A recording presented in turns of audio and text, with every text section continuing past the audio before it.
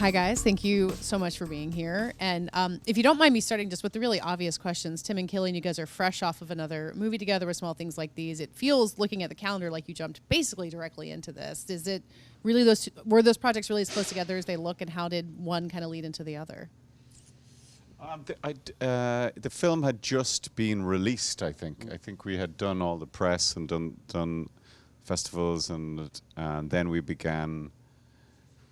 We were very keen to work together again and to kind of keep the team together, and then Max came up with this idea of spinning the novel on its axis and introducing this character of Steve, who's a minor character in the novella.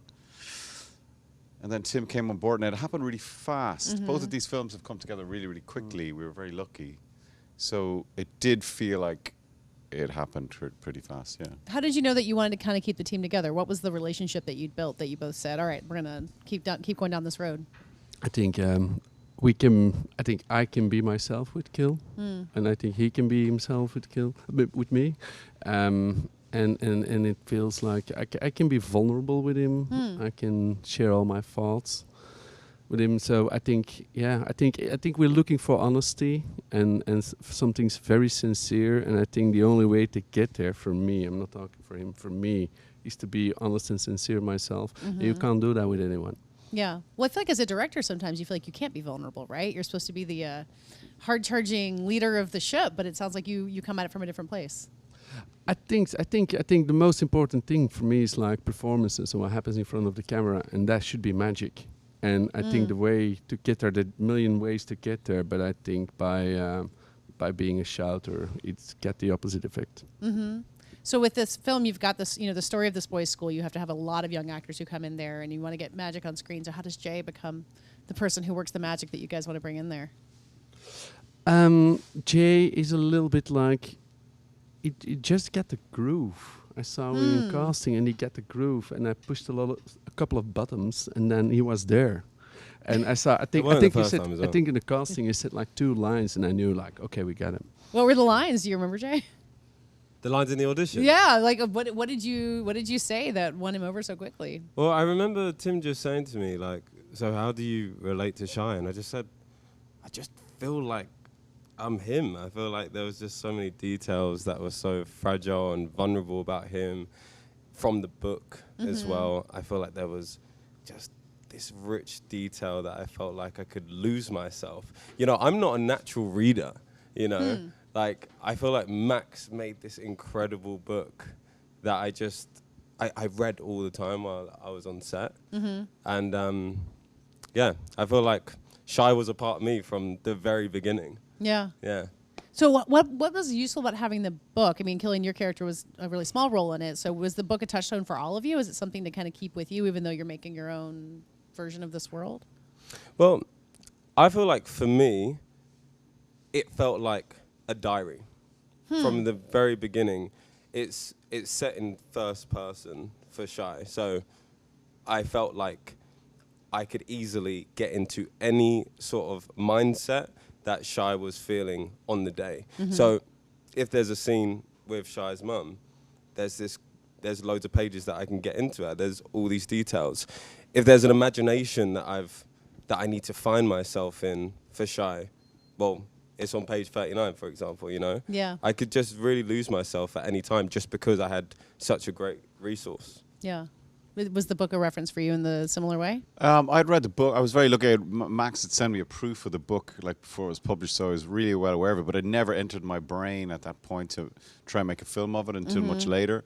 I mean, I'm obsessed with Max's writing. I think he's one of the most gifted writers around at the moment in terms of his insight. And there's this trilogy of novels about boyhood, really.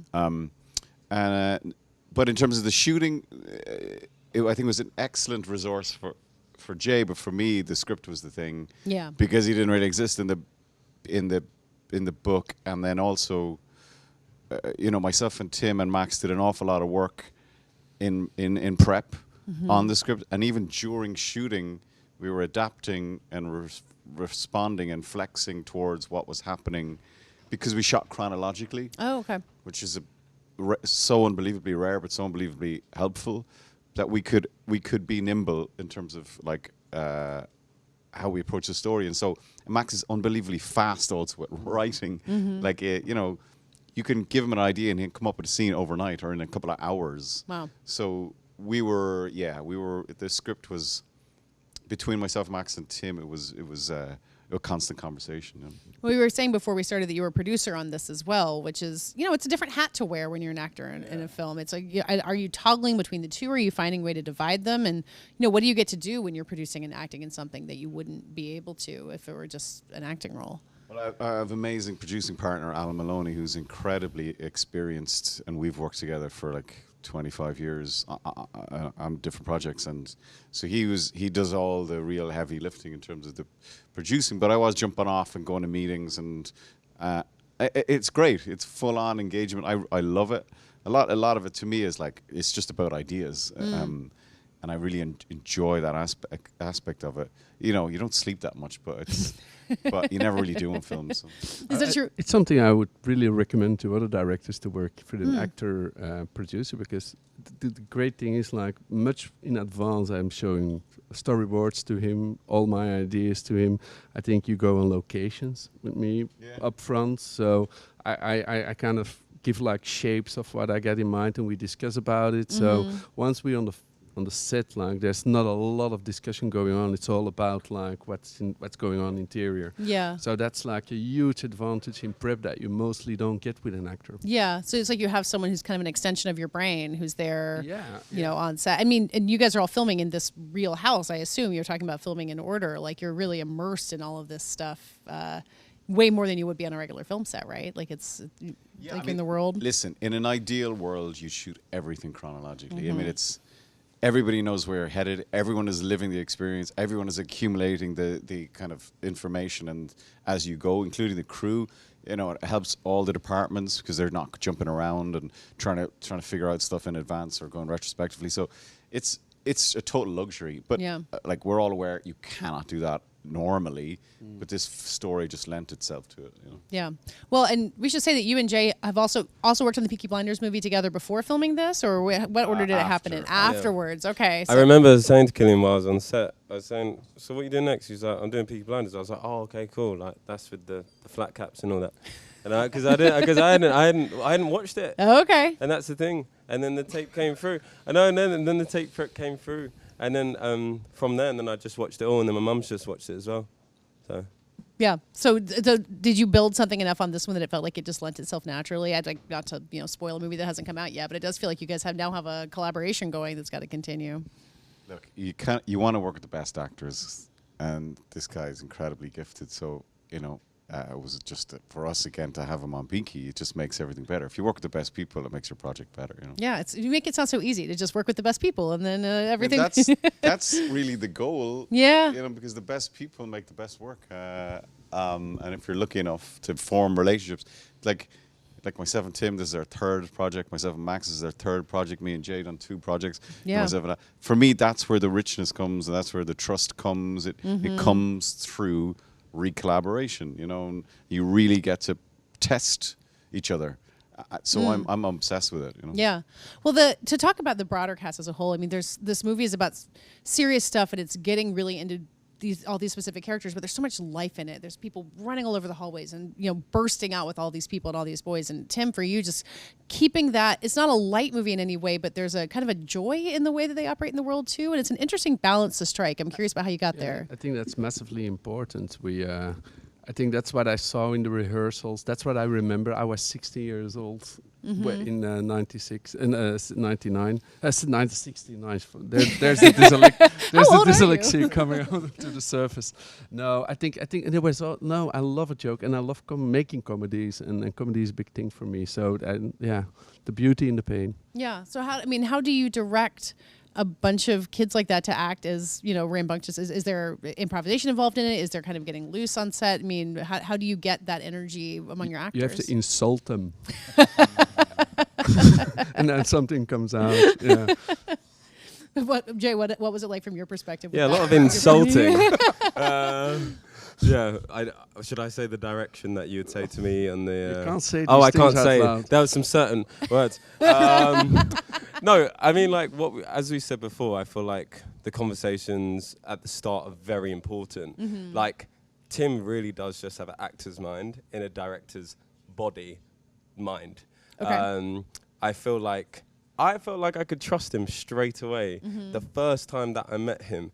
In the chemistry read as well, I remember with the boys, I could just lose myself. I really did. There's a safety net with this guy all the time. Like, you know, I can't give spoilers, I guess, but he really workshops with you as well. Like, you know, there's a mum scene in there, and we really workshopped it incredibly well. And because of that, I felt like I could just lose myself, you know? Yeah, I think in this project, more than anything else, a lot of these boys play something that's very close to themselves, because we were looking in the rehearsals, we were looking for who are you and how are you related to the character, and the character became the actor, and the actor became the character. Yeah. And also Kill was speaking in his own accent. Does that make a big difference? Yeah. Does that help you? Well, it's one less thing to worry about. Well, you're real. producing, you're not sleeping. You may as well give yourself one break. There were a lot. I think a lot of the actors here were rather close to themselves, and I think that brings out some special layer of vulnerability. Yeah, what you said about being an actor in a director's body, that's an interesting way to describe it. And Tim, I don't know if you agree with that, or if you feel like that you recognize that. Like, what does that mean exactly to be a director who maybe speaks to actors so specifically like that way? I don't. Everything starts with, like, I think a lens can grab your thoughts. I really believe that. And I think from what a character is thinking, I start storyboarding, and everything starts from there. I like what's going on in his mind, and try to structure that. And that's where I begin. That's where I start from. Yeah. Like, what are these people thinking? And then I know what kind of lens I have to use, whatever. That everything builds from there. And that's for me the only way to work. It's like to understand this man or this woman, and of course, and make sure it's very close to the actor himself in a way. It's different, but that there's some kind of So there's a connection sincere, point and there. that's the way I tend to work. The starting point is always the character. Yeah, and nothing else matters. Yeah, I mean, Cillian, is that part of how you guys built that bond that you're talking about? That he kind of thinks about acting, and I don't know how rare that is for a director, but it sounds like I feel I never direct Cillian. I never done it. Yeah, I don't have the guts. No, the thing that we've developed, I think, is really special in that we don't really have to say that much, and a lot of the conversation, like Jay was saying, happens beforehand, and we have myself and Tim have very similar tastes in terms of film and performance and comedy and emotion and the stuff that we're interested in exploring and investigating. So they're the best relationships where you don't really have to say that much. And I know he will always push me, and it's exactly what Jay said, you know, I feel completely protected. So you can really be quite exposed, you know, and you can make an idiot out of yourself and try stuff and it's fine. Yeah. I mean, it's basically like a film set is like a laboratory. It's a private little laboratory that you can experiment and try stuff on, and with your kind of close collaborators. Yeah. That's what it should be. And if you ever feel like concerned or sort of you don't feel safe or you feel a little threatened, you're not going to do good work. And you can read it. I think you can see it in a performance because people start protecting themselves and they start building up armor, and you don't get that sort of complete vulnerability or honesty. So with Tim, you're just completely at ease. Yeah. You know? Yeah, you could take your time. There was no rushing. One of the things that I appreciate about Tim was, like, in the mornings, he would come into my trailer and we would just talk about the scene. I'd never had that before. It's such a simple thing. Yeah. But it just meant that when I go on set, there's no pressure. Yeah. Let's just talk it out as not just a director, as an actor, but like, how are you doing today? Like, how are you feeling about this scene? Let's talk about it. Yeah. It's not the sense of like, giving what he wants. What does the director want? Like, you have that confidence kind of baked in. Yeah, it's a conversation. Yeah. Well, I mean, we talk about how the director kind of sets the tone on a set, but the lead actor does too. You know, if you're number one on the call sheet, if you're older than so many of your co-stars, that's a role that you're playing as well, and in addition to being a producer. So how do you take that part of it on, especially with this younger cast, these guys who are starting out their career? It's about how you cast it as well. You know, I think you have to be, like I said, about try and get the best people, but they also you're going to spend an awful lot of time in very close proximity with these people, so you want to be able to enjoy that. And all of these young actors, Jay included, were just great people, just lovely people to be around, and all of the crew works so hard, but they're like really lovely people. So that's part of the casting and part of the choosing your crew, as well as you want to have people who are best at their job, who are also lovely to hang around with, you know. And if you can manage that, then you got a great set. Yeah. You know, and we had a great set. And for me, I don't know, you like, for example, there's one simple rule, like there was no phones on set, and I think that really helped everybody. Where do you put them in a locker when you get? No, it's not like, we're not like, it's just like, just don't bring them on. Not like the police. Just they don't exist. They don't. We don't need them. Yeah. And so people are like, cool. And I think once you say it, everyone's like, cool. And then so therefore in the downtime and the waiting, people just discuss and chat and have a laugh, but people aren't scrolling or disappearing or taking pictures or anything. People are just in the moment. Yeah. Even when the moment is not on, if you know what I mean. Yeah. Whose idea was that? No phones on set. Is that you, Tim? No. That's you. Oh, it's Cillian. That's where the producing comes But listen, in. I learned that from Christopher Nolan. So so you learn from the best. Like, so it's just to me it seems sort of insanely logical, Yeah. Oh, absolutely. If you're working in a bank or you're working in a bakery or you're driving a taxi, you're not on your phone. Yeah. Well, sometimes. You shouldn't be. Yeah. When you try to order something in a bakery and they're on their phone, you're about to lose your mind there. Because you're at work. Yeah, no, that's exactly right. I mean, this is a question I've asked earlier today too, but that vibe you're talking about on set, being creative and being there for each other. When you're on a set and the sun is going to go down or the lights aren't working and you got to make your day, how do you maintain that? How do you keep your cool and remember that you have to maintain that sense of peace to get good work when you're up against the wall in every other way?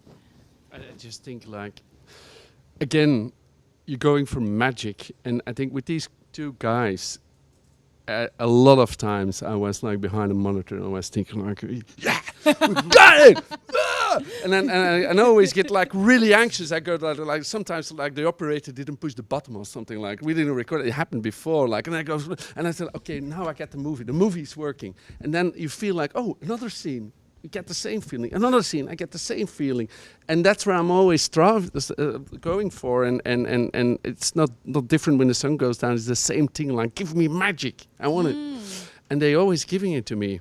And that's also the problem. You get used to the talent when it's just very, very, very good. It's just.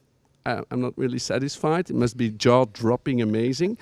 And that's where I'm after all the time.